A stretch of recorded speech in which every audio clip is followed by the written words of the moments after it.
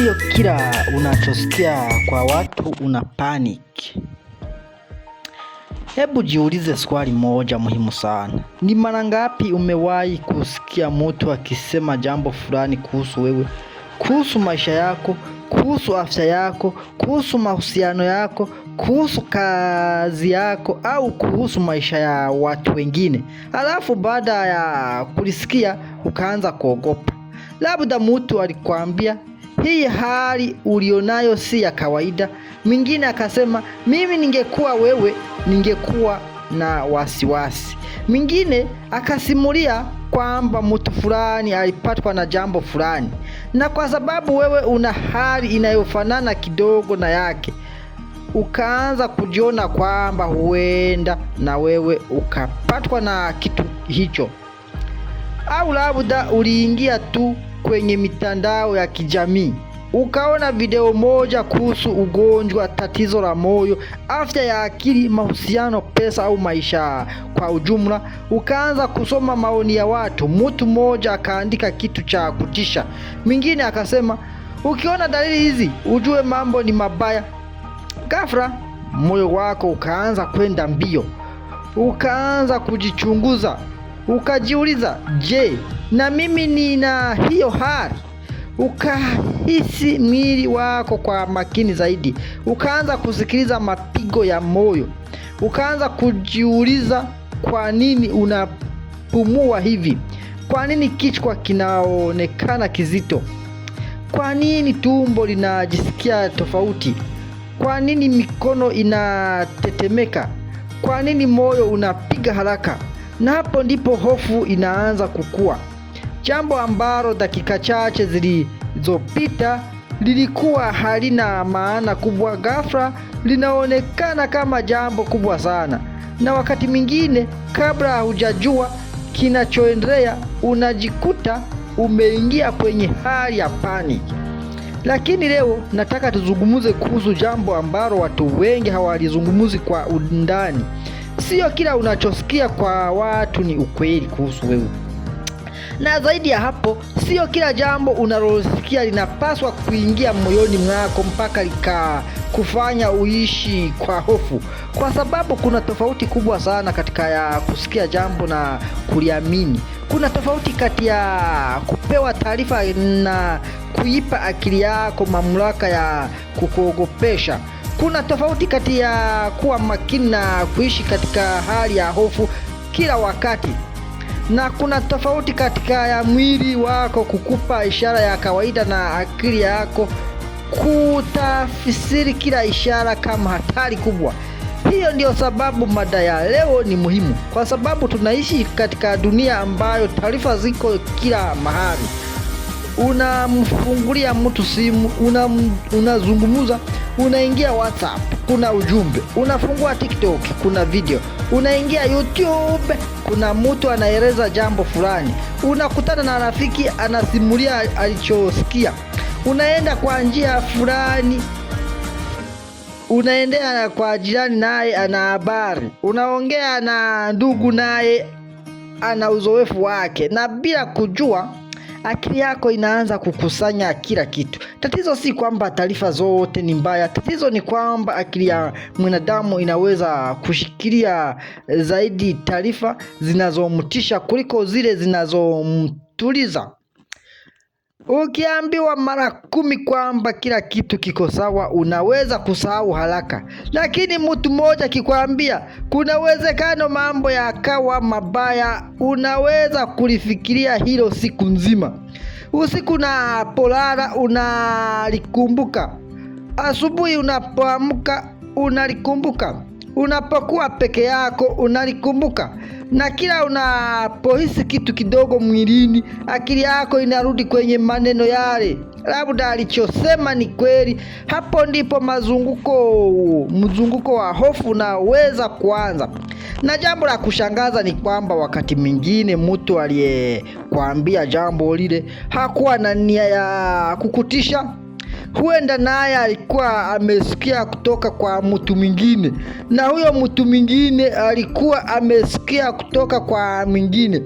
Mwisho wa siku taarifa inakuwa imebadilika mara nyingi kiasi kwamba hakuna anayejua chanzo chake, lakini wewe umeichukua kama ukweli. Kwa nini? Kwa sababu ulisikia kutoka kwa mtu uliyemwamini. Na hapa ndipo tunahitaji kujifunza jambo muhimu sana. Si kila mtu anayekuzungumza kwa kujiamini anajua anachokizungumza. Mtu anaweza kuongea kwa sauti kubwa, anaweza kuonekana ana uhakika, anaweza kusema ninajua kabisa, lakini kujiamini kwake hakumaanishi kwamba taarifa yake ni sahihi. Mtu anaweza kuwa na uzoefu wake, lakini uzoefu wake si lazima uwe uzoefu wako. Mtu anaweza kupitia jambo fulani na akahitimisha kwamba kila mtu anayepitia hali kama yake akapata matokeo kama yake, lakini maisha ya mwanadamu hayafanyi kazi hivyo. Mwili wa mtu mmoja si sawa kabisa na mwili wa mwingine. Historia ya mtu mmoja si sawa na historia ya mwingine. Mazingira ya mtu mmoja si sawa na mazingira ya mwingine. Na hata kama watu wawili wanahisi kitu kinachofanana, sababu inaweza kuwa tofauti kabisa. Ndiyo maana tunahitaji kuwa waangalifu sana tunaposikia maneno ya watu. Usiwe mtu anayesikia jambo moja na mara moja nalifanya kuwa hukumu juu ya maisha yake. Usiwe mtu anayesikia mtu akisema mimi nilipitia hivi, halafu nasema basi na mimi lazima nitapitia hivyo. Hapana, unaweza kusikiliza, unaweza kujifunza, unaweza kuchunguza, lakini usikimbilie hofu, kwa sababu hofu inaweza kufanya jambo dogo lionekane kubwa. Na wakati mwingine hofu yenyewe inaweza kuleta hisia ambazo zinakufanya uamini kwamba kuna jambo mbaya linaendelea. Fikiria mtu ambaye amesikia kwamba wakati mtu akiwa na msongo wa mawazo anaweza kuhisi moyo ukipiga haraka. Siku moja anakuwa amechoka, amekunywa kahawa, hajalala vizuri, ana mawazo mengi, moyo wake ukapiga haraka kidogo. Badala ya kusema labda nimechoka, akili yake inasema subiri, si nilisikia kwamba hii ni ishara ya tatizo kubwa. Anaanza kuogopa. Anapokuwa na hofu, mwili nao unaanza kuitikia hofu hiyo. Mapigo ya moyo yanaweza kuongezeka zaidi, anapumua kwa haraka, anahisi joto, anaweza kutetemeka, anahisi kama kuna kitu kibaya, na sasa anasema nilijua kuna tatizo. Lakini kinachotokea hapa ni kwamba hofu imeanza kujirisha yenyewe. Alisikia taarifa akaogopa. Hofu ikaleta hisia za mwili. Hisia za mwili zikamfanya aogope zaidi. Hofu ikaongezeka na mzunguko ukaendelea. Hii ndiyo sababu ni muhimu kuelewa kwamba hisia ni halisi, lakini tafsiri ya hisia si lazima iwe sahihi. Unaweza kuhisi hofu bila kuwa katika hatari kubwa. Unaweza kuhisi moyo ukipiga haraka bila maana kwamba jambo baya linatokea. Unaweza kuhisi mwili wako umebadilika kwa sababu ya uchovu, msongo, usingizi ni mdogo au sababu nyingine nyingi. Lakini kwa sababu umejifunza kuhusisha hisia fulani na jambo baya, akili yako inaweza kukimbilia hitimisho la kutisha. Na hapo ndipo nataka uwe makini sana. Usipigane na kila hisia. Usikimbie kila hisia. Usijichukie kwa sababu umehisi hofu. Badala yake jifunze kujiuliza, ninahisi nini na nini ushahidi gani nina kwamba tafsiri yangu ndiyo ukweli? Swali hili linaweza kubadilisha namna unavyoangalia mambo, kwa sababu kuna tofauti kati ya kusema kwa sababu ninaogopa basi kuna hatari, na kusema ninaogopa lakini hebu kwanza nichunguze kinachoendelea kabla sijafikia hitimisho. Huo ni ukomavu wa akili, ni kujifunza kutenganisha hisia na ukweli, kwa sababu wakati mwingine akili yako inaweza kukuambia jambo kwa sauti kubwa sana, lakini sauti kubwa si ushahidi. Hofu inaweza kusema kuna tatizo, lakini wewe unaweza kujibu sawa, nimekusikia, lakini kwanza nataka kujua ukweli. Hii ndiyo mindset tunayotaka kujenga katika video hii, kwa sababu lengo si kukwambia kwamba usijali kabisa. Lengo si kukwambia kwamba kila kitu ni salama kila wakati, na lengo si kukwambia upuuze dalili au matatizo halisi. Hapana. Kuna wakati unahitaji kumwona mtaalamu. Kuna wakati unahitaji kuuliza swali. Kuna wakati unahitaji kupata ushauri wa kitaalamu. Kuna wakati unahitaji kuchukua hatua, lakini pia kuna wakati ambayo unahitaji kuacha kujitesa kwa maneno ya watu ambayo hayajithibitishwa. Na hiyo ndiyo balance tunayotafuta. Kuwa makini bila kuishi kwa hofu, kusikiliza bila kuamini kila kitu, kujifunza bila kujitisha, kuchunguza bila kujihukumu, na maamuzi zaidi, kuishi bila kuruhusu kila taarifa inayopita masikioni mwako kutawala akili yako. Kwa sababu kama utaruhusu kila mtu awe mwalimu wa maisha yako, utakuwa na sauti nyingi sana kichwani. Mmoja atasema hivi, mwingine atasema vile, mwingine atakupa tahadhari, mwingine atakupa hofu, mwingine atakwambia uzoefu wake, mwingine atakwambia alichosoma, na wewe katikati utabaki ukiuliza ni nani wa kuamini. Ndiyo maana unahitaji kujenga uwezo wa kuchuja taarifa. Si kila kitu kinachosemwa kwako kinahitaji majibu. Kuna vitu zingine wanaweza kusema usikie unyamaze. Watu kukusema we ni mchawi, watu kukusema we ni mbaya, watu kukusema uko na roho mbaya. Hiyo ni yao. Hiyo usiangalie, usihangaike na hiyo. Hao ni wao. Achana nao. Mtu anasema venye anataka, sababu ni kama anabutukia akatafuta vitu ya kukomesha, kukome. Vita zinapiganwa kila na mingi. Si kila taarifa inahitaji hofu. Si kila story inahitaji kuhusishwa na maisha yako, na si kila kitu unachosikia kinapaswa kukaa moyoni mwako. Kuna mambo unapaswa kuyasikia na kuyacha yapite. Kuna mambo unapaswa kuyachunguza, na kuna mambo unapaswa kuyapeleka kwa mtu mwenye ujuzi sahihi kabla hujafanya hitimisho. Hebu fikiria simu yako. Kila siku unapokea ujumbe mwingi. Kama ungeamua kufunga kile ujumbe, kujibu kila ujumbe, kuhifadhi kila ujumbe na kufikiria kila ujumbe, simu yako ingejaa haraka. Akili yako pia inaweza kujazwa hivyo. Kila neno, kila story, kila uvumi, kila video, kila comment, kila tukio, kila mtu. Ukiruhusu kila kitu kiingie bila kuchuja, akili yako itachoka. Na akili iliyochoka inaweza kuwa rahisi zaidi kuogopa. Ndiyo maana wakati mwingine suluhisho si kutafuta taarifa zaidi. Wakati mwingine suluhisho ni kujifunza kuchagua taarifa gani unaziruhusu zitawale mawazo yako. Kwa sababu kuna watu ambao wamekuwa wakitafuta majibu kwa muda mrefu sana, kiasi kwamba wameongeza hofu yao badala ya kuipunguza. Wanahisi jambo fulani, wanaenda internet, wanasoma, wanapata jibu moja, halafu hawajiridhiki, wanasoma lingine. Mwisho wa siku wamepata majibu 20 tofauti, na badala ya kupata amani wamepata hofu 20. Hii ni kwa sababu taarifa nyingine bila uelewa zinaweza kuchanganya. Unahitaji kujifunza kuuliza, chanzo hiki ni cha kuaminika? Je, hii taarifa inahusu hali yangu kweli? Je, kuna ushahidi?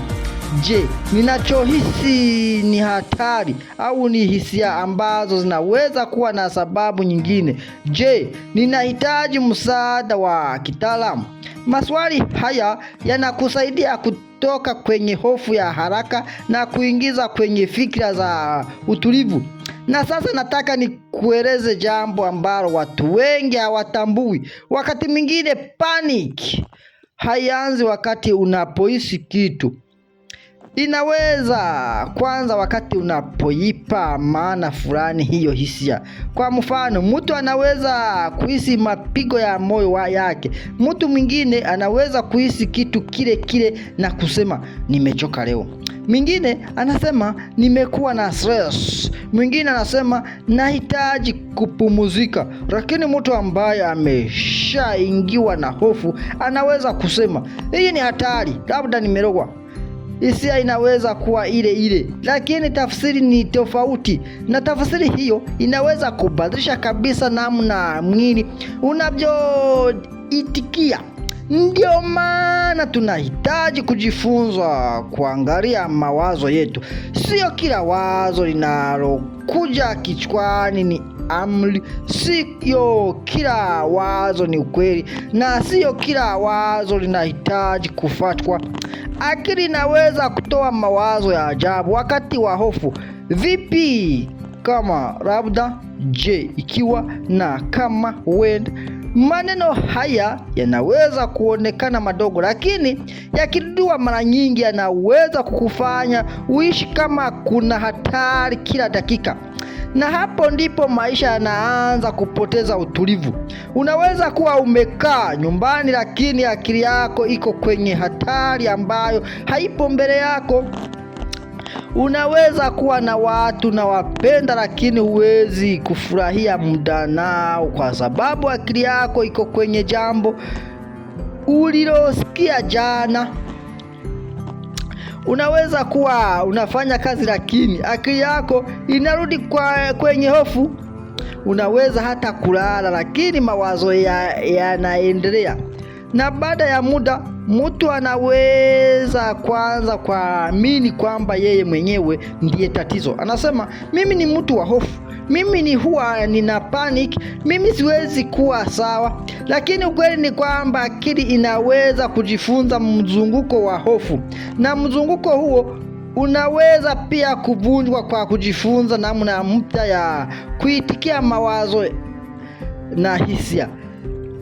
Hii siyo safari ya siku moja, na siyo kwamba ukijifunza jambo hiyo leo hutawahi kuogopa tena. Hapana, hofu ni sehemu ya maisha, lakini lengo ni kutokuruhusu hofu iwe dereva wa maisha yako. Hofu inaweza kukaa kwenye kiti cha nyuma, wewe ndio unaendesha. Ukisikia taarifa unaweza kusema nitaisikiliza, lakini si lazima useme nitaogopa. Ukisikia mtu akisema jambo unaweza kusema nitalichunguza, lakini si lazima useme ni lazima liwe kweli. Ukihisi mwili wako umebadilika unaweza kusema nitaangalia kinachoendelea, lakini si lazima useme lazima kuna jambo baya. Hapo ndipo unapoanza kupata nguvu tena. Na kabla hatujaendelea zaidi katika sehemu hii, nataka ufanye jambo moja. Jiulize kwa uaminifu, ni jambo gani ulilosikia kutoka kwa mtu mwingine ambalo likakuwa likikufanya uwe na hofu mpaka leo? Je, ni kuhusu afya? Je, ni kuhusu pesa? Je, ni kuhusu ndoa? Je, ni kuhusu mapenzi? Je, ni kuhusu familia? Je, ni kuhusu kazi? Je, ni kuhusu maisha yako ya baadaye? Je, ni kuhusu jambo ulilosikia kwenye social media? Au ni story ya mtu mwingine ambayo ulihusisha na maisha yako? Jiulize, kwa sababu huenda kuna hofu ambayo umeibeba kwa muda mrefu bila hata kuuliza kama msingi wake ni wa kweli. Huenda umeishi kwa kuogopa jambo ambalo mtu mwingine alikupandia kichwani. Kama alikwambia wewe ni mchawi, kama alikwambia wewe uko na roho mbaya, huenda umekuwa ukijichunguza kila siku kwa sababu ya maneno ambayo hayakuwa na ushahidi. Huenda umeacha kufanya mambo fulani kwa sababu uliambiwa kwamba yatakuwa na matokeo mabaya. Na leo tunataka kuanza kuvunja mazunguko huo. Mazunguko hayo tunataka tuyavunje, si kwa kupuuza ukweli, bali kwa kujifunza tofauti kati ya ukweli na hofu. Kwa hiyo kama umewahi kusema, kwa nini nikisikia tu mtu akisema jambo fulani moyo wangu naanza kwenda mbio? Kwa nini nikisikia stori ya mtu mwingine naanza kufikiria kwamba na mimi nitapata hivyo? Kwa nini nikiona video fulani kuhusu afya naanza kuhisi kila dalili? Kwa nini akili yangu inachukua maneno ya watu na kuyafanya kuwa hofu yangu? Bas, video hii ni kwamba ajili yako, na nataka ukae mpaka mwisho, kwa sababu katika sehemu hii tutaendelea kuelewa kwa nini akili yetu wakati mwingine inachukua taarifa ndogo na kuifanya ionekane kama tisho kubwa. Tutazungumza kuhusu jinsi hofu inavyoweza kwanza kutokana na maneno ya watu na wewe ukaanza kupanic. Tutazungumza kuhusu kwa nini baadhi ya watu wanaweza kusikia stori moja na kuendelea na maisha yao, wakati mwingine anasikia stori hiyo na anaanza panic. Tutazungumza kuhusu nguvu ya imagination, overthinking na namna akili inavyoweza kujenga picha ya jambo ambalo bado halijatokea, na muhimu zaidi tutaanza kujifunza namna ya kujilinda dhidi ya hofu isiyo lazima bila kupuuza mambo ya muhimu, kwa sababu maisha yako ni yako. Huwezi kuishi kila siku ukibeba hofu za kila mtu. Huwezi kuchukua kila stori ya mtu mwingine na kuifanya kuwa stori yako. Huwezi kuruhusu kila maneno ya watu yawe hukumu juu ya maisha yako, na huwezi kuishi kwa kuuliza kila dakika, je, labda na mimi? Badala yake kujifunza kusema, nimesikia, sasa nitachunguza, nitafikiria, nitatafuta ukweli, lakini sitaruhusu hofu iniongoze kabla sijajua ukweli. Hiyo ndiyo hatua ya kwanza. Na kumbuka hili, kusikia si kuamini. Kuhisi si ushahidi wa moja kwa moja. Kuogopa si maana kwamba jambo mbaya lazima litokee, na maneno ya mtu mwingine hayapaswi kuwa hukumu ya maisha yako. Kwa hiyo pumua, tulia, usikimbie hitimisho. Na upoendelea na video hii, jiambie, sitakubali kila ninachosikia kiingie kichwani mwangu bila kuchujwa, bila kuchunguza, kwa sababu wakati mwingine amani hayaji kwa kupata taarifa nyingi zaidi. Wakati mwingine amani inaanza pale unapojifunza kusema, hili nimelisikia lakini bado sijathibitisha. Na hiyo sentence ndogo inaweza kuwa mwanzo wa mabadiliko makubwa sana katika namna unavyoishi, unavyofikiria na unavyoshughulika na hofu. Endelea nasi kwa sababu hii ni mwanzo tu. Kwa nini maneno ya watu yanaweza kufanya uogope? Hebu tuanze sehemu hii kwa swali rahisi lakini lenye maana kubwa. Kwa nini mtu anaweza kukwambia jambo moja tu, lakini maneno hayo yakakaa kichwani mwako kwa siku nyingi? Kwa nini unaweza kusikia watu wakizungumza mambo mengi siku nzima, lakini kuna sentence moja tu ambayo unaipeleka mpaka kitandani? Kwa nini mtu anaweza kusema usijali, kila kitu kitakuwa sawa, halafu baada ya dakika chache ukasahau? Lakini akisema mimi ni ndani kuna kitu kibaya kinaweza kutokea, ghafla akili yako inashikilia maneno hayo kana kwamba yameandikwa kwenye ukuta. Hii ni kwa sababu akili ya mwanadamu ina tabia ya kuzingatia sana kile inachoona kuwa kinaweza kuwa tishio. Na hapo ndipo tunapoanza kuelewa kwa nini maneno ya watu yanaweza kuadhiri hisia zetu. Fikiria umeenda sehemu fulani na mtu akakuambia usiende upande ule. Utauliza kwa nini? Akasema Nilisikia kwamba kuna jambo mbaya lilitokea huko ni wachawi, huko ni watu wabaya, wako na roho mbaya. Hata kama kupa maelezo yoyote, akili yako inaweza kwanza kutengeneza picha. Jambo mbaya gani lilitokea lini? Je, bado kuna hatari? Na kama nikienda vipi kama nikipatwa na jambo? Hapo bado hakuna kitu kilichotokea kwako, lakini akili yako tayari imeanza kuishi katika uwezekano. Hii ni tabia ambayo inaweza kuwa na manufaa katika mazingira fulani, kwa sababu mwanadamu anahitaji kutambua hatari. Lakini tatizo linaanza pale akili inapochukua uwezekano mdogo na kutendea kama ukweli uliothibitishwa. Mtu anasema huenda, akili yako inasikia lazima. Mtu anasema nilisikia, akili yako inabadilisha kuwa ni kweli. Mtu anasema labda, akili yako inasema basi itatokea. Hapo ndipo hofu inaanza kupata nguvu. Na kama mtu huyo ni mtu anayemwamini, hatari inaweza kuwa kubwa zaidi. Kwa mfano, ukisikia jambo kutoka kwa mtu usiyemjua, unaweza kusema labda hajui. Lakini likitoka kwa mama yako, baba yako, rafiki yako kwa karibu, ndugu yako, mwalimu wako au mtu ambaye unamheshimu, unaweza kulipokea kwa uzito kubwa zaidi. Unaweza kusema kama yeye amesema, basi lazima kuna ukweli. Lakini hata watu tunawapenda na kuamini wanaweza kukosea. Wanaweza kuwa na taarifa isiyokamilika, wanaweza kuwa wameelewa vibaya, wanaweza kuwa wanazungumza kutokana na uzoefu wao binafsi, wanaweza kuwa wanajaribu kukulinda lakini hawana taarifa sahihi, na wakati mwingine wanaweza hata kuwa wanakupa ushauri ambao uliwafaa wao lakini haukufai wewe. Ndiyo maana ni muhimu kujifunza kutenganisha mtu tunayemwamini na taarifa tunayoamini.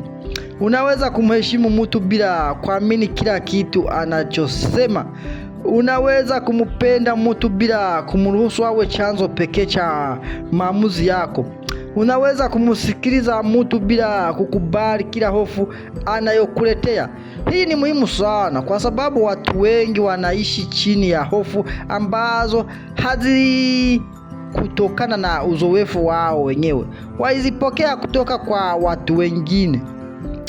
Mtoto anaweza kukua akiamini kwamba dunia ni sehemu ya hatari kwa sababu alisikia wazazi wake wakisema hivyo kila siku. Mtu anaweza kuogopa mahusiano kwa sababu aliona rafiki yake akisalitiwa. Mtu anaweza kuogopa kuanza biashara kwa sababu alisikia mtu mwingine akisema biashara ni ya watu wenye bahati tu. Mtu anaweza kuogopa kuzungumza mbele ya watu kwa sababu aliwahi kuambiwa wewe huwezi kuongea mbele ya watu. Mtu anaweza kuogopa afya yake kwa sababu amesikia stori nyingi za kutisha. Na baada ya muda, hofu hizo zinaweza kuonekana kama sehemu ya utu wake. Anasema mimi ndivyo nilivyo, lakini wakati mwingine si kwamba ndivyo ulivyo, ni kwamba umejifunza kuogopa hivyo. Na kama hofu imejifunzwa, inaweza pia kujifunzwa na namna mpya ya kuitikia.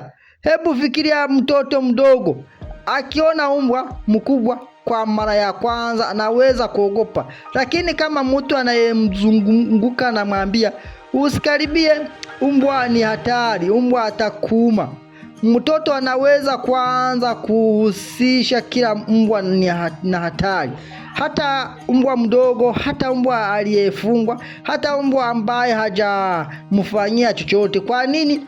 Kwa sababu akili imejifunza mbwa hatari. Vivyo hivyo, mtu anaweza kusikia usifikirie sana kuhusu mwili wako, kuna mambo mengi mabaya. Anaanza kujichunguza Kila anapohisi kitu anaogopa. Kila anapopata hisia fulani anatafuta maana. Kila anapoona taarifa mtandaoni anajiuliza kama inamhusu. Na baada ya muda mwili wake wenyewe unaweza kuwa chanzo cha hofu. Anasikia mapigo ya moyo, anaogopa, anahisi hofu. Mapigo yanaongezeka, anaogopa zaidi. Anasema, unaona, nilijua kuna tatizo. Lakini hajagundua kwamba hofu yenyewe inaweza kuimarisha baadhi ya hisia za mwili. Ndio maana tunahitaji kuwa waangalifu sana na kile tunachofundisha akili zetu kuamini, kwa sababu akili yako inasikia hata wakati wewe hujui. Inasikiliza maneno ya watu, inasikiliza unachojiambia, inasikiliza unachorudia kila siku, inasikiliza story unazotazama, inasikiliza mazungumzo unayofanya na marafiki. Na kile unachorudia mara nyingi kinaweza kuonekana kuwa cha kawaida.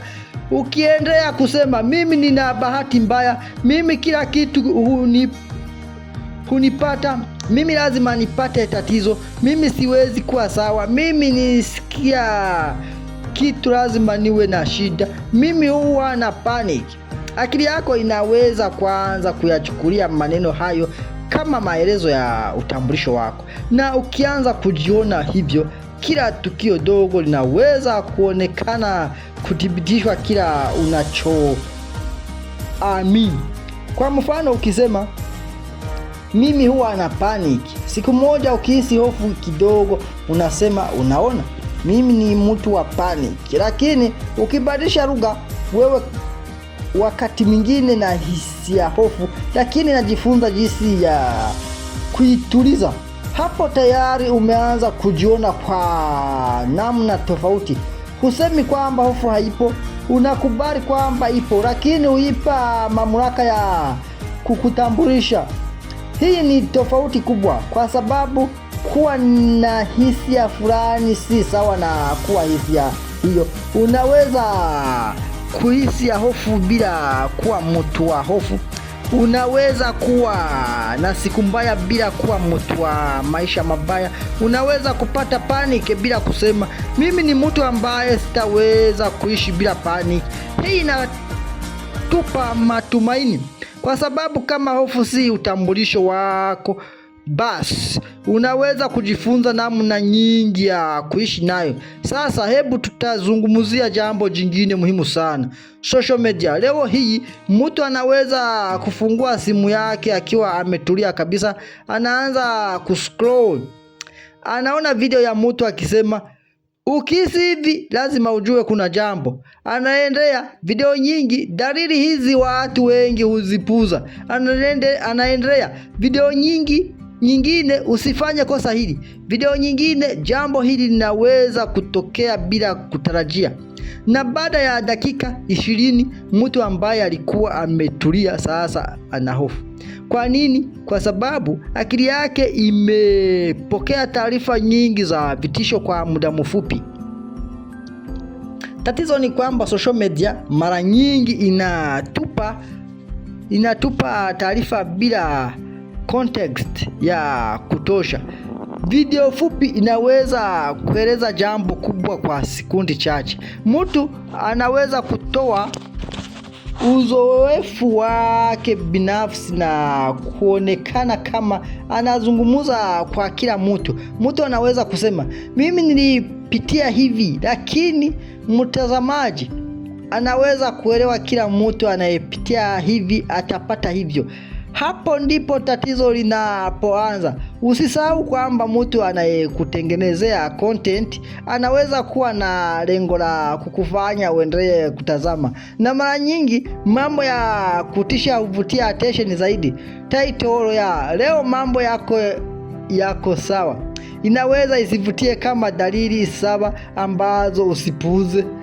Kwa hiyo tunahitaji kuwa na uwezo wa kuchuja. Sio kila video inayokuogopesha inakufundisha. Wakati mwingine inakufanya tu uendelee kutazama. na ukimaliza video moja algorithm inaweza kukupa nyingine inayofanana, kisha nyingine, kisha nyingine. Baada ya muda unajikuta kwenye dunia ambayo kila kitu kinaonekana kuwa hatari. Lakini dunia hiyo inaweza kuwa si picha kamili ya maisha ya halisi. Ni picha ya aina ya content ambayo umeendelea kuitizama. Hili ni jambo muhimu sana kuelewa. Kama kila siku unatazama video za hofu, akili yako inaweza kuanza kuona hofu kila mahali. Kama kila siku unasoma stori za matatizo, unaweza kuanza kuamini kwamba matatizo yako karibu kila mahali. Kama kila siku unasoma kuhusu watu wanaopoteza pesa, unaweza kuanza kuogopa kujaribu chochote. Kama kila siku unasikia stori za kusalitiwa, unaweza kuanza kuonana watu wote kama wasaliti. Na kama kila siku unasikia kuhusu mgonjwa, unaweza kuanza kuogopa kila hisia ya mwili. Hii haimaanishi kwamba matatizo hayo hayapo, yapo, lakini exposure yako kwa taarifa inaweza kuidiri kila akili yako inachukulia kuwa muhimu. Ndio maana wakati mwingine unahitaji mapumziko ya taarifa, si kwa sababu wewe ni mjinga, si kwa sababu huwezi kukabiliana na ukweli, bali kwa sababu akili yako inahitaji nafasi ya kupumzika. Kama mwili unahitaji usingizi, akili pia inahitaji utulivu. Na utulivu hauwezi kupatikana kama kila dakika unampa taarifa mpya ya kuichambua. Sasa kuna jambo jingine ambalo linaweza kufanya maneno ya watu yawe na nguvu zaidi.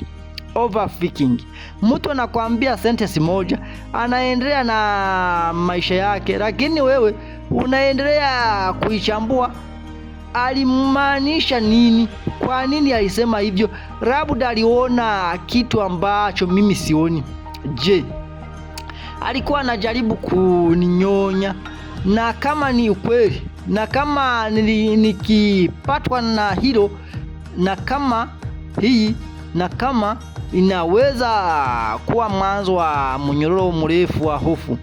Ukiwa na overthinking, akili inaweza kuchukua taarifa ndogo na kutengeneza stori kubwa.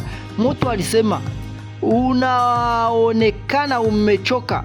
Wewe ukifikiri, kwa nini amesema hivyo? Labda ninaonekana mgonjwa, labda kuna kitu ameona, labda watu wengine pia wanaona, labda nina tatizo.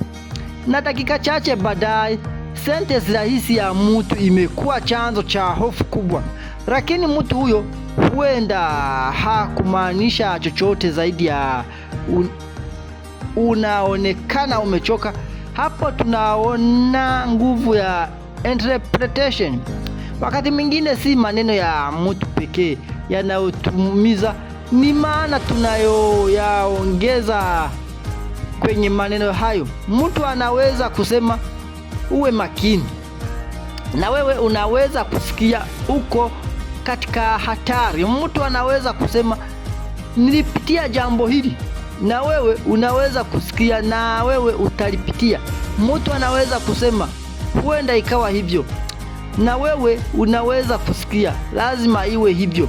Kwa hivyo, moja ya skills muhimu sana unazoweza kujifunza ni kuuliza, je, haya ni maneno ya aliyosema au ni maana niliyoongeza mimi? Swali hilo ni muhimu sana, kwa sababu linaweza kusaidia kutenganisha ukweli na interpretation. Hebu tuchukue mfano mwingine. Rafiki yako anakuambia usimwamini sana huyo mtu. Wewe unaweza kuuliza kwa nini? Akasema nilisikia ana tabia fulani. Sasa unaweza kufanya mambo mawili. Njia ya kwanza ni kuamini mara moja, basi huyo mtu ni mbaya. Njia ya pili ni kusema sawa, nimekusikia, lakini nataka nijue zaidi kabla sijafanya uamuzi. Hata kama mtu anakuambia fulani ni mbaya, unaweza mwambia naweza muita na mimi na wewe niwite nisikie ukweli tukiwa watatu. Hapo hawezi kubali kwa sababu najua ni uongo. Njia ya pili haimaanishi kwamba umepuuza rafiki yako. Inamaanisha umeheshimu taarifa yake, lakini pia umeheshimu uwezo wako wa kufikiri. Huo ni uhuru wa akili, na tunahitaji uhuru huo katika dunia ambayo kila mtu ana opinion, kila mtu ana story, kila mtu ana ushauri, kila mtu ana experience, lakini wewe ndiye utakayeishi na matokeo ya maamuzi yako.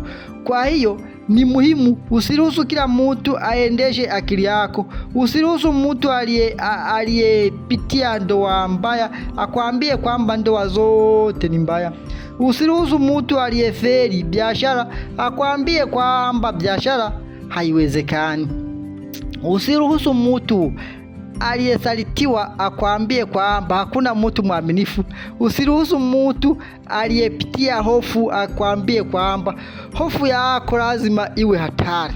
Experience ya mtu ni muhimu, lakini si lazima iwe process ya maisha yako.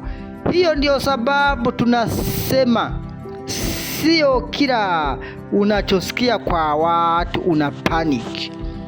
Unaweza kusikia, unaweza kuelewa, unaweza kuchunguza, lakini usiwe na reaction ya hofu kila wakati, kwa sababu kama kila taarifa itakufanya panic, basi utakuwa unaishi kwa kutegemea dunia ikupe taarifa salama, lakini dunia haitafanya hivyo. Utapata habari mbaya, utasikia stori za watu, utaona vitu vinavyokushtua, utakutana na watu wenye mawazo tofauti, utapitia changamoto.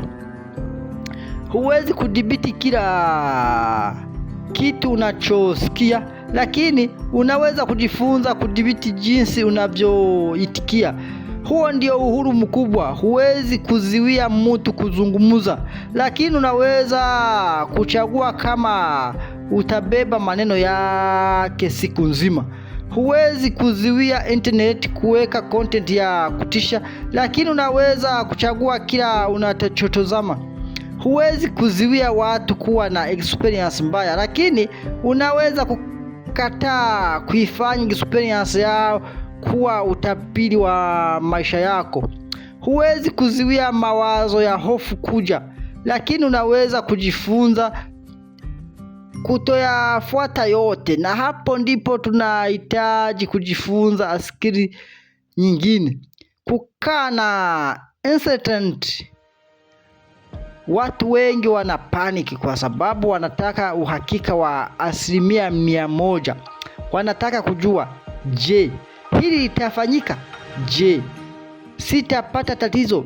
Je, kila kitu kitakuwa sawa? Je, hakuna chochote kibaya kitakachotokea?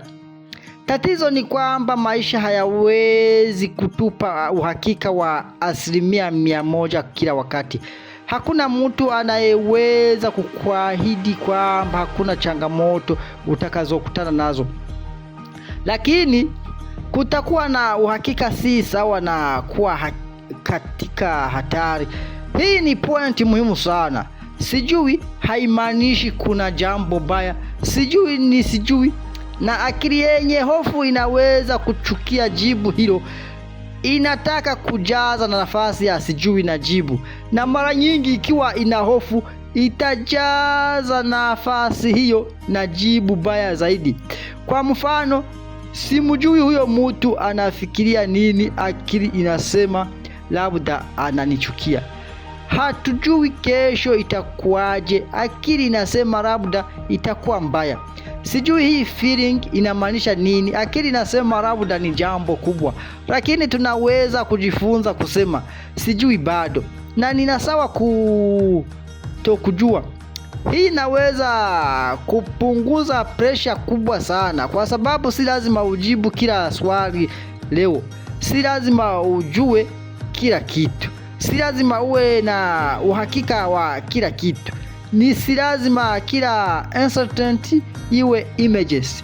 Mtu mwenye utulivu wa akili si mtu ambaye hana maswali, ni mtu ambaye anaweza kuwa na maswali bila kuruhusu swali hilo limfanye panic. Na hilo ndio tunataka kujifunza. Kama umekuwa ukichukua maneno ya watu kwa uzito mkubwa sana, usijilaumu. Huenda ulijifunza hivyo, huenda ulikulia katika mazingira ambayo watu walikuwa na hofu nyingi, huenda uliwahi kupitia jambo ambalo lilifanya akili yako iwe makini sana, huenda umekuwa ukitafuta usalama, na nina kawaida kwa mwanadamu kutaka kujilinda. Lakini sasa unaweza kujifunza njia bora zaidi. Unaweza kwanza kuuliza, je, hii ni fact au opinion?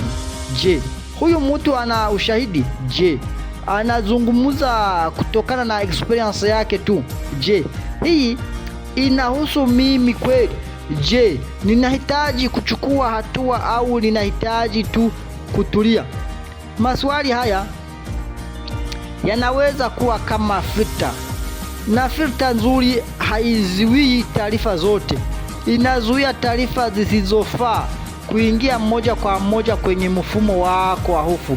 Hii ni muhimu sana, hasa kwa watu wanaopata panic wanaposikia story kuhusu afya. Kumbuka, ikiwa una dalili mpya kali zisizoeleweka au zinazokusumbua, ni muhimu kutafuta ushauri wa mtaalamu wa afya badala ya kujitambua kupitia video au maono ya watu mtandaoni. Lakini pia usifanye internet kuwa daktari wako wa kila hisia, kwa sababu unaweza kutafuta kitu kidogo na kupata list ndefu ya mambo makubwa, na list hiyo inaweza kukufanya uanze kuogopa zaidi. Taarifa ni nzuri inapokusaidia kufanya uamuzi sahihi, lakini taarifa inaweza kuwa tatizo inapokufanya ushindwe kutulia bila kupa hatua ya maana. Kwa hiyo wakati mwingine jiulize, taarifa hii inanisaidia kufanya nini? Kama jibu ni nothing, inanifanya tu niogope, labda unahitaji kuacha kuendelea kuitafuta kwa muda. Hii si kukimbia ukweli, ni kujilinda dhidi ya information overload. Na sasa nataka turudi kwenye jambo la msingi kabisa. Wewe si kila unachosikia. Ukisikia mtu akisema maisha ni magumu, hiyo haimaanishi maisha yako yatakuwa magumu kila siku. Ukisikia watu wa miniki, hiyo haimaanishi kila mtu utakayekutana naye hata kuwa mwaminifu. Ukisikia mimi nilipata panic na nilidhani nitazimia, hiyo haimaanishi experience yako itakuwa sawa na yake. Ukisikia nilihisi hivi na baadaye nikapata tatizo fulani, hiyo haimaanishi hisia yako ina maana ile. Kila mtu ana story yake, na story yake bado inaendelea kuandikwa. Usimruhusu mtu mwingine aandike mwisho wa story yako kwa sababu tu yeye alipitia jambo fulani. Hili ni jambo ambalo nataka uiweke moyoni. Uzoefu wa mtu mwingine unaweza kukufundisha, lakini haupaswi kukufunga. Unaweza kujifunza kutokana na makosa ya wengine, unaweza kuchukua tahadhari, unaweza kusikiliza ushauri, lakini bado unatakiwa kufikiri, kwa sababu maisha hayahitaji tu masikio, yanahitaji pia hekima ya kuchuja kile masikio yamesikia. Na unapojifunza kuchuja, utaanza kuona mabadiliko. Mtu atasema jambo, utalisikia, lakini badala ya panic utasema, hebu kwanza nilichunguze. Utaona video ya kutisha, badala ya kutazama video 10 zaidi utasema, hii taarifa inatoka wapi? Utasikia story ya mtu baada ya kusema na mimi lazima nipate hivi, utasema hiyo ni experience yake. Utaanza kuhisia hofu baada ya kusema dunia imekwisha. Utasema akili yangu inaogopa sasa, ngoja nitulie na niangalie kinachoendelea. Hapo ndipo unapoanza kupata control. Si control ya kila kitu kinachotokea, bali control ya response yake. Na hiyo ni nguvu kubwa sana, kwa sababu maisha yatakupa vitu ambavyo huwezi kuvizuia, lakini unaweza kujifunza kutokupa kila kitu uwezo wa kuvunja amani yako. Na sasa, kabla hatujaingia kwenye sehemu inayofuata, nataka ukumbuke mambo haya matatu. Kwanza, sio kila unachosikia ni ukweli. Watu wanasema kabisa, watu wanaongea kabisa, si kila unachosikia ni ukweli, wengine ni maongo. Pili, sio kila unachohisi ni ishara kwamba jambo baya linatokea. Tatu, sio kila story ya mtu mwingine ni story ya maisha yako. Hapana, kila mtu ako na story ya maisha yake, kila mtu ako na maisha yake. Ukianza kuelewa haya matatu, utaanza kuangalia maneno ya watu kwa macho tofauti. Utasikiliza zaidi kwa utulivu, utauliza maswali, utatafuta ushahidi, na utapunguza tabia ya kukimbilia hofu, kwa sababu lengo letu si kuishi bila kusikia mambo mabaya. Lengo letu ni kuishi bila kuruhusu kila jambo baya tunalosikia litawale akili yetu. Na hapo ndipo tunapoelekea kwenye sehemu inayofuata, kwa sababu sasa tumeona kwa nini maneno ya watu yanaweza kuingia kichwani. Lakini swali kubwa zaidi ni hili: tunafanya nini wakati tayari hofu imeanza? Tunafanya nini wakati moyo unaenda mbio? Tunafanya nini wakati akili imeanza kusema vipi kama? Tunafanya nini wakati umesikia jambo na uwezi kuliondoa kichwani? Tunafanya nini wakati unajua kwamba labda unafikiria sana lakini bado huwezi kuacha? Hayo ndiyo maswali tutaanza kuyajibu katika sehemu inayofuata, kwa sababu kujua kwamba unafanya panic haitoshi. Unahitaji pia kujua namna ya kurudi kwenye utulivu. Na safari hiyo inaanza kwa kuelewa kwamba hofu inaweza kuwa na sauti kubwa, lakini si lazima iwe sauti ya mwisho. Jinsi ya kudhibiti hofu na mawazo yanapokuja ghafla. Kuna wakati ambao hofu haiji kwa taarifa kubwa. Wakati mwingine inakuja kwa sentence moja tu. Mtu anakuambia jambo, unaendelea na shughuli zako, lakini baada ya muda unahisi kitu ndani yako kimebadilika. Moyo unaanza kwenda kwa kasi, mwili unakuwa na tension, mawazo yanaanza kukimbia, na ghafla unajiuliza, kwa nini nimeanza kuogopa hivi? Huenda hakuna kitu kipya kimetokea.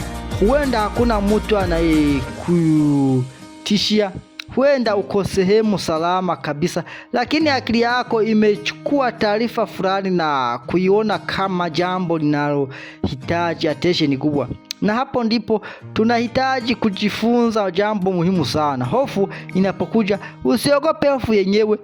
Hili linaweza kuonekana rahisi, lakini ni jambo lenye nguvu. Kwa sababu watu wengi wanapoanza kuhisi panic, hofu ya kwanza inakuwa, kwa nini ninahisi hivi? Kisha wanaanza kuogopa kwamba panic itaongezeka. Wanaanza kujiangalia, je, moyo wangu bado unapiga? Je, napumua vizuri? Je, nitaweza kuendelea? Je, nitazimia? Je, watu wataona? Na kila swali linapokuja wanajichunguza zaidi, na kadri wanavyojichunguza ndivyo wanavyogundua transaction zaidi, na kadri wanavyogundua transaction zaidi ndivyo hofu inavyoongezeka. Kwa hiyo hatua ya kwanza ni kuelewa kwamba kuhisi hofu si kushindwa. Hofu ni response ya mwili na akili. Wakati mwingine inakuja kwa sababu ya stress, wakati mwingine kwa sababu ya uchovu, wakati mwingine kwa sababu ya mawazo mengi, wakati mwingine kwa sababu ya taarifa uliosikia, na wakati mwingine huwezi hata kutambua sababu yake mara moja.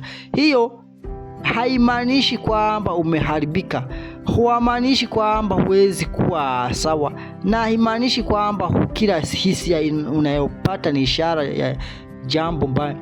Kwa hiyo unapohisi hofu, badala ya kusema sitaki kuhisi hivi, jaribu kusema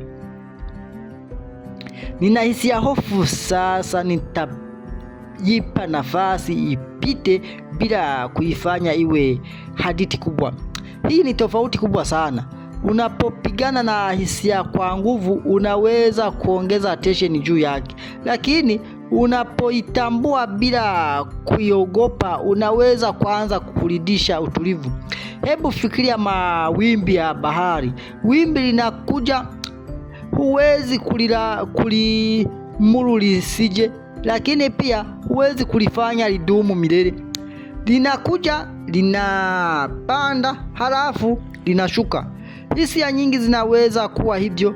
Hofu inaweza kupanda, inaweza kuwa kali, lakini haimaanishi kwamba itabaki kwenye kiwango hicho milele.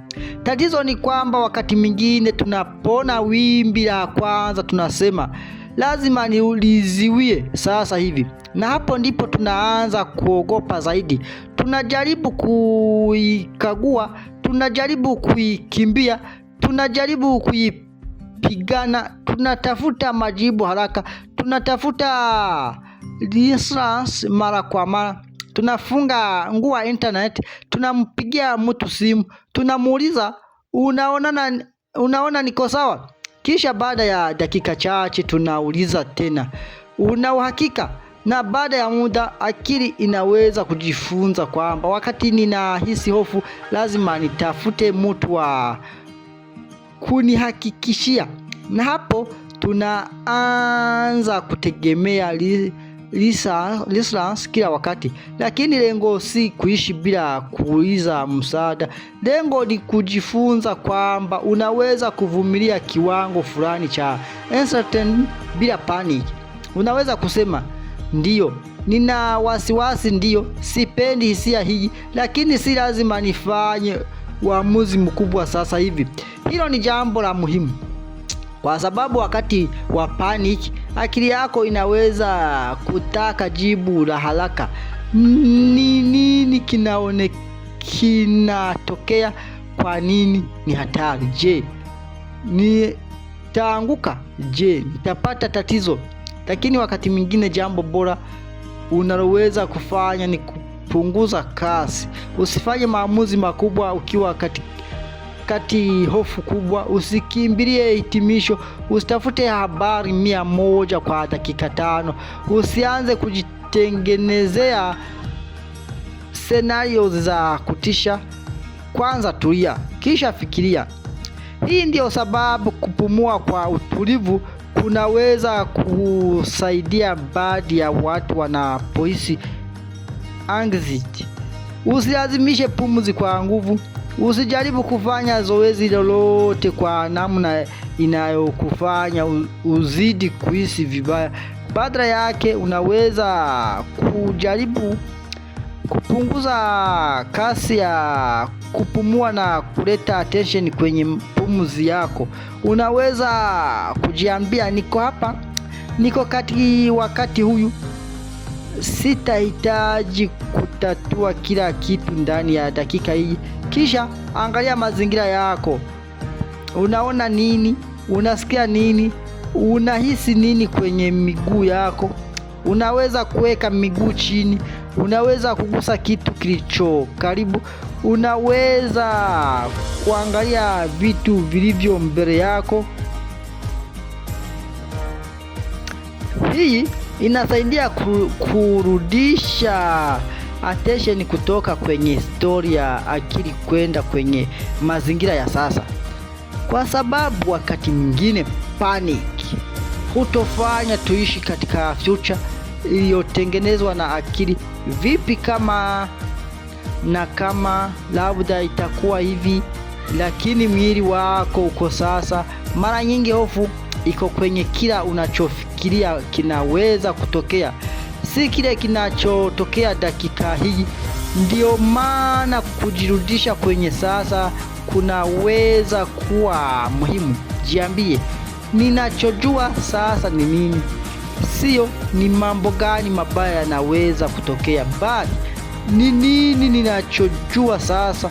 Hilo swali linabadilisha direction ya akili. Kwa mfano, niko nyumbani, milango iko salama, ninapumua, ninasikia sauti za kawaida, nilisikia story fulani, lakini story hiyo haijatokea kwangu. Hiyo ndio reality ya sasa. Akili inaweza kutengeneza scenario 10, lakini wewe unaweza kurudi kwenye kile unachojua. Na hii haimaanishi kupuuza hatari halisi. Ikiwa kuna jambo la kweli linalohitaji msaada wa haraka, unapaswa kutafuta msaada unaofaa. Lakini kama tatizo ni kwamba akili imeanza kuunda possibilities zisizo na mwisho, basi kujirudisha kwenye present kunaweza kusaidia. Sasa kuna skili nyingine muhimu. Usijibu kila wazo. Hii ni jambo ambalo watu wengi hawajui. Wazo linakuja, wanajisikia lazima walitatue. Wazo lingine linakuja, wanataka jibu lingine linakuja, wanataka uhakika. Lakini akili inaweza kutoa mawazo mengi, huwezi kuyajibu yote. Fikiria kama mtu anayekutumia ujumbe 100 kwa siku. Kama ungejibu kila moja papo hapo, usingefanya kitu kingine. Vivyo hivyo, sio kila thought inahitaji response. Unaweza kuwa na thought, vipi kama kuna tatizo? Baada ya kuanza investigation ya saa 2, unaweza kusema hilo ni wazo la hofu na kuliacha lipite. Wazo linawaza kurudi, lakini vipi kama ni kweli? Unaweza kusema bado ni wazo, nitashughulika na ukweli ikiwa kuna ushahidi wa jambo linalohitaji hatua. Hii ni njia ya kujifunza kutenganisha thought na fact. Wazo si fact, wazo ni tukio la akili. Na akili inaweza kutoa mawazo mazuri, mabaya, ya ajabu, ya kutisha na hata yasiyo na maana. Hiyo ni sehemu ya kuwa binadamu. Usijilaumu kwa kuwa na wazo. Swali muhimu ni ninafanya nini na mawazo hilo? Hapo ndipo nguvu yako ipo. Huwezi kuziwia kile thought kuje, lakini unaweza kuchagua kama utafuata. Na hii ni muhimu sana kwa mtu ambaye husikia panic kutokana na maneno ya watu. Mtu anaweza kusema, nilisikia kwamba jambo fulani litatokea, ni hatari. Wazo linaingia, na kama limetokea kwangu, baada ya kufuata wazo hilo mpaka mwisho, unaweza kusimama. Subiri, hili ni jambo nililosikia, sijadhibitisha kwamba linanihusu kwa sasa, sitafanya hitimisho. Huo ni uwezo wa kusimamisha mnyororo kabla haujawa mkubwa, kwa sababu paniki mara nyingi huongezeka kupitia cheni ya thought. tofauti moja vipi kama kisha nyingine, basi itakuwa hivi, kisha nyingine, na nikishindwa kisha nyingine, na watu watafikiria nini kisha nyingine, na maisha yangu yatakuwaje? Na baada ya dakika chache umefika kwenye mwisho ambao haukuwepo mwanzoni. Ndio maana tunahitaji kukataa cheni mapema. Usingoje mpaka akili iwe imetengeneza disaster movie nzima. Ukiona umeanza kwenda mbali sana, sema stop, narudi kwenye ninachojua sasa. Kisha pumua kwa utulivu, angalia mazingira, rudisha attention kwenye shughuli uliokuwa unafanya. Hii inaweza kuonekana ndogo, lakini ukifanya mara nyingi unaweza kujenga uwezo mpya wa response. Sasa kuna jambo jingine ambalo watu wengi hufanya bila kujua. Wanajaribu kujihakikisha 100%. Niambie niko salama kabisa, niambie hakuna kitu kitachotokea, niambie hii haiwezi kuwa tatizo. Tatizo ni kwamba maisha hayawezi kutoa uhakika wa 100% kila wakati. Na kama akili yako inataka uhakika wa 100% kabla haijatulia, utakuwa unatafuta reassurance kila mara. Leo utapata, kesho unahitaji tena, kesho kutwa tena. Kwa hiyo badala ya kutafuta uhakika kamili, unaweza kujifunza kusema siwezi kujua kila kitu, lakini ninaweza kushughulikia kile kinachokuja.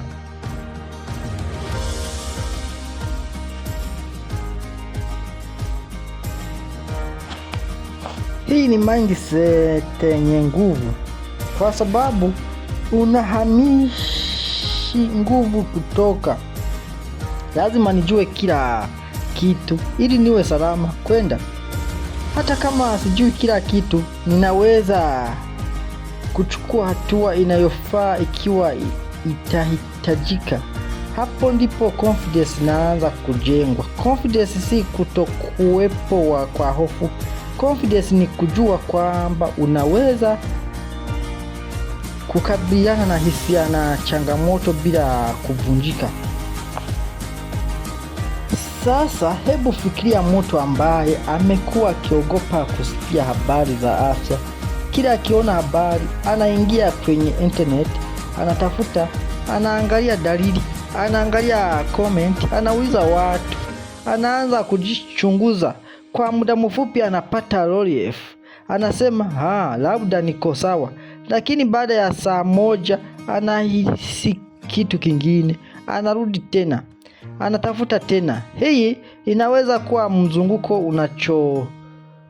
unachosha sana, na wakati mwingine kitu kinachomsaidia zaidi si kutafuta information nyingi, bali kujifunza kuvumilia ili feeling ya siwezi kujua kila kitu sasa hivi. Hiyo ni skill, na kama unaiona ni ngumu, usijilaumu. Skill zinahitaji practice. Kama vile mtu anavyofanya mazoezi ya mwili, unaweza pia kujifunza namna ya kuhusiana na mawazo yako kwa njia tofauti. Sasa hebu tuzungumzie mwili. Unapokuwa na hofu, mwili unaweza kuitikia, moyo unaweza kwenda kasi, misuli inaweza kukaza, unaweza kutokwa na jasho, unaweza kuhisi joto au baridi, unaweza kuhisi kutetemeka, unaweza kuhisi tumbo limebadilika, unaweza kuhisi pumzi zimebadilika. Na hisia hizi zinaweza kuwa za kutisha, lakini moja ya mambo muhimu ni kutokimbilia tafsiri ya hisia hii ni hatari. Badala yake unaweza kusema mwili wangu umeingia kwenye hali ya ardhi. Hilo linakupa nafasi ya kuchunguza bila kuongeza hofu. Lakini pia ni muhimu kutosema kwamba kila dalili ya mwili ni anxiety. Huwezi kujitambua kwa video pekee. Kama una dalili mpya kali zinazoendelea au zinazokutia wasiwasi, ni busara kuzungumza na mtaalamu wa afya. Hiyo ndiyo balance. Hatupuuzi mwili, lakini pia hatuishi tukichunguza kila transaction kama emergency, kwa sababu ukianza kuskani mwili kila dakika unaweza kugundua transaction ambazo kwa kawaida usingezitambua. Mtu akikaa kimya na kuanza kusikiliza moyo wake kwa dakika 10, anaweza kugundua mapigo ambayo alikuwa hajali kabla, kisha anaanza kuyafuatilia. Kwa nini yamebadilika? Kwa nini sasa? Je, ni kawaida? Na hofu inaanza. Kwa hiyo wakati mwingine njia ya kutoka si kuongeza attention kwenye mwili, ni kuirudisha attention kwenye maisha. Fanya kazi, ongea na mtu, tembea, soma, sikiliza muziki, fanya shughuli salama inayokurudisha kwenye kawaida. Hii si kuambia hisia, ni kuzipa attention yote, kwa sababu attention ni kama maji. Kila unachomwangilia mara nyingi kinaweza kukua. Ukimwangilia hofu kila dakika kwa kuichunguza, inaweza kuwa kubwa zaidi kwenye experience yako. Ukimwangalia utulivu, shughuli, uelewa na reality, unaweza kuanza kubadilisha pattern. Sasa jambo jingine muhimu ni usingizi. Watu wengi wanapokuwa na mawazo mengi, usingizi wao unaharibika. Na usingizi unapokuwa mbaya, uwezo wa kushughulika stress unaweza kuwa ngumu zaidi. Kwa hiyo usidharau basic. Pumzika, kula kwa utaratibu unaofaa, kunywa maji, punguza vitu vinavyokuchochea sana kama caffeine nyingi ikiwa unaona vinaongeza anxiety kwako. Pata movement ya mwili, toka nje, ongea na watu unaoamini, na tengeneza muda ambayo hauhusishwi taarifa nyingi za kutisha. Mambo haya yanaonekana rahisi, lakini afya ya akili mara nyingi pia inahusiana na jinsi tunavyoishi kila siku. Sasa nataka nikuelekeze kuhusu lugha unayotumia unapozungumza na wewe mwenyewe. Kuna tofauti kubwa katika ya sitapona na kwa sasa najisikia vibaya, lakini naweza kujifunza namna ya kukabiliana na hali hii. Kuna tofauti kati ya nitapaniki kila mara na nimekuwa nikihisi paniki, lakini naweza kujifunza kuitikia kwa utulivu zaidi. Kuna tofauti kati ya lazima kuna jambo baya na akili ya yenye inanipa wazo la jambo mbaya, bado sijui kama ni ukweli. Maneno haya yanaweza kubadilisha namna unavyoangalia experience yako. Usijidanganye, usijilazimishe kusema kila kitu ni perfect. Wakati hujisikie hivyo, badala yake tumia lugha ya kweli na yenye utulivu. Na jisikie hofu, sipendi, lakini naweza kukaa nayo. Sitahitaji kujibu kila thought. Naweza kutafuta msaada ikiwa nitahitaji. Hii ni self take yenye usawa. Sasa hebu turudi kwenye kichwa cha video. Sio kila unachosikia kwa mtu una panic. Hii ina maana pia kwamba unahitaji kujenga mipaka ya taarifa. Mtu akianza kusimulia story ya kutisha na unaona inakuchochea sana, unaweza kusema, samahani, sitaki kuendelea na hii topic kwa sasa. Huo si udhaifu, ni boundary. Unaweza kuacha grupu inayokuletea hofu kila siku. Unaweza kupunguza kufuatilia account zinazokupa anxiety. Unaweza kuacha kusoma comment zinazokufanya ujichunguze. Unaweza kuchagua watu na wazunguka, kwa sababu mazingira yako yanaweza kudhiri akili yako. Kama kila mazungumzo unayofanya ni kuhusu matatizo, magonjwa, hofu, watu waliopoteza pesa, watu waliovunjika moyo na mambo mabaya, usishangae akili yako kuwa kwenye ardhi. Hiyo haimaanishi wakimbie watu wenye matatizo, inamaanisha uwe na balance. Kuna muda wa kuzungumza kuhusu changamoto na kuna muda wa kucheka, kuna muda wa kujifunza, kuna muda wa kufanya kazi, kuna muda wa kupumzika, kuna muda wa kutulia. Maisha hayawezi kuwa emergency kila siku, na kama akili yako imezoea emergency, inahitaji kujifunza kwamba kuna momenti za kawaida pia. Sasa mtu anawezaje kwanza kufanya hivyo? Anza kidogo. Usijaribu kubadilisha kila kitu siku moja. Chagua muda moja wa siku ambayo hauangalii taarifa za kutisha. Weka simu chini, tulia, fanya kitu kinachokurudisha kwenye maisha ya halisi. Ongea na mtu, tembea, fanya kazi ya mikono, soma kitu kizuri, fanya ibada ikiwa ni sehemu ya maisha yako. Tafakari, andika mawazo yako. Jambo muhimu ni kuupa bongo nafasi kutoka kwenye mode ya tofauti hatari. Na ukihisi hofu wakati wa kufanya hivyo, usiogope, jiambie, hii ni feeling, si lazima nifuate, naweza kuendelea na nilichokuwa nafanya. Hapo unajifunza kwamba unaweza kuwa na hofu na bado ukaendelea na maisha. Hii ni muhimu sana, kwa sababu lengo si kusema sitaenda mpaka hofu ishe. Lengo ni naweza kuendelea kufanya mambo salama hata kama hofu ipo. Hii inaweza kujenga confidence, kwa sababu ukisubiri kila wakati ujisikie perfect kabla ya kuishi, unaweza kuhirishi maisha yako. Utangoja usiwe na anxiety, utangoja usiwe na instant, utangoja usiwe na hofu, lakini siku hiyo inaweza isije kwa namna unavyotarajia. Kwa hiyo jifunze, ninaweza kuishi hata kama sijisikii 100%. Hii ni sentence muhimu, na haimaanishi kujilazimisha kati ya hali hatari.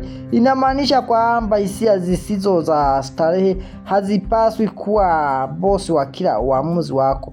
Na kama paniki yako ni ya mara kwa mara, inakuzuia kufanya kazi, kulala, kusafiri, kuongea na watu au kuishi maisha yako kawaida, usione aibu kutafuta msaada wa mtaalamu wa afya ya akili au matokeo hudumu mwingine anayefaa. Kuomba msaada si kushindwa, ni hatua ya kujitunza. Watu wengi hujaribu kupambana peke yao kwa miaka mingi kwa sababu hawaoni wataonekana dhaifu. Lakini unapopata msaada unaofaa, unaweza kuelewa pattern zako vizuri zaidi na kujifunza skills zinazofaa. Na sasa hebu tufanye mfano wa mwisho. Tunasema mtu anakuambia, unajua mtu fulani alikuwa na hali kama yako, baada ya akapata matatizo makubwa. Maneno hayo yanaingia, moyo unaenda kasi, akili nasema na mimi. Baada ya kuingia kwenye panic, simama, sema nilisikia story hiyo ni ya mtu mwingine, haijathibitisha kinachotokea kwangu. Sitafanya hivi news kutokana na story. Kama nina jambo la kweli linalonitia wasiwasi, nitatafuta ushauri unaofaa. Kwa sasa narudi kwenye nilichokuwa nafanya. Hiyo ni response mpya, na kila mara unafanya hivyo unafundisha akili yako kwamba si kila taarifa ni emergency. Mtu mwingine anaweza kusema, usifanye hivi utapata shida. Wewe unaweza kusema, kwa nini? Ushahidi ni upi? Je, hii ni fact au opinion? Na hata kama hujui jibu, unaweza kusema sawa, nitachunguza, badala ya lazima niogope. Hapo ndipo unapoanza kujenga akili yenye utulivu. Na kumbuka, utulivu haumaanishi kwamba hautawahi kuogopa. Utulivu ni uwezo wa kuogopa bila kupoteza mwelekezo. Ni uwezo wa kusikia taarifa bila kufanya iwe hukumu. Ni uwezo wa kuna swali bila kulazimisha jibu la kutisha. Ni uwezo wa kusema bado sijui. Ni uwezo wa kusema nitachunguza. Ni uwezo wa kusema nitatafuta msaada ikiwa nahitaji. Na ni uwezo wa kusema sitaishi kwa hofu kwa sababu tu mtu mwingine aliniambia story. Huo ndio ujumbe mkubwa wa sehemu hii. Na kukumbusha kufanya subscribe, like, please comment please. Hii ni Ichaka Media, mimi ni Prince Motivator. Asanteni, tukutane kwa video zingine. Asanteni. God bless.